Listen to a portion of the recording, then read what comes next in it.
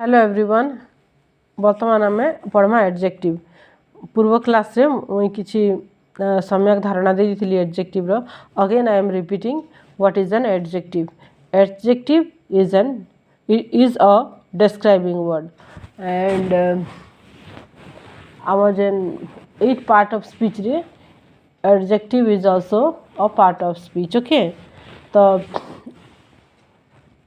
आम जेकोसी सब्जेक्ट किंबा जेकोसी पर्सन विषय आम जिते किसी कहसु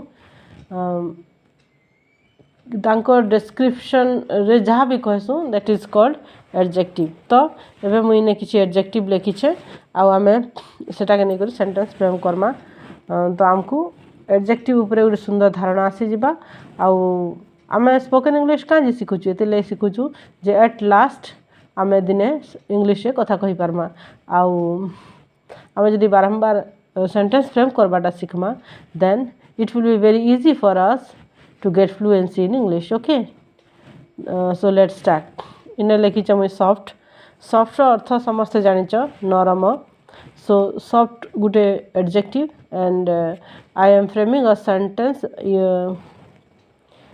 by using soft. So here the sentence is your palms are very soft. Your palms are very soft माने तम पापुली गुडी को बहुत नरम बा कोमल।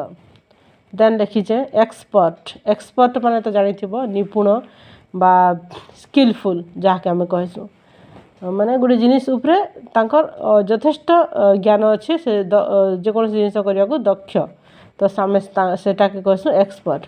So I have written here the sentence my mother is expert in cooking as usual समस्तकर mother cooking रे expert थिसन सो इटा बुझवा लेबी बहुत सहज my mother is expert in cooking मो माँ रांधी बारे निपुण इतार अर्थ इटा हला तापर इनोसेंट इनोसेंट अर्थ हला निरीह। So I am making another sentence by using innocent. Here the sentence is Anita and her sister both are innocent.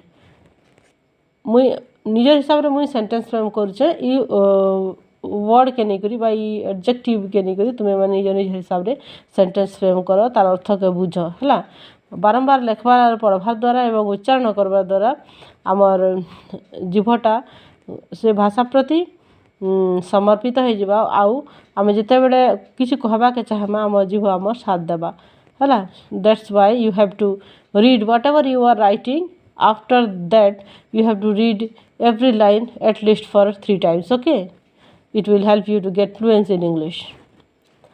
तो Anita and her sister are innocent इतार अर्थ है अनिता एवं तांको भौणी दुई जन निरीह। स्टूपिड स्टूपिड माने समस्त जानिच स्टूपिड माने निर्बोध बा मूर्ख आम जहाँ कहसु सो इने मुई सेंटेंस फ्रेम करी Nilima is so stupid Nilima गुटे बहुत निर्बोध व्यक्ति। हम्बल हम्बल मीन्स नम्र mister Padhi is a humble person.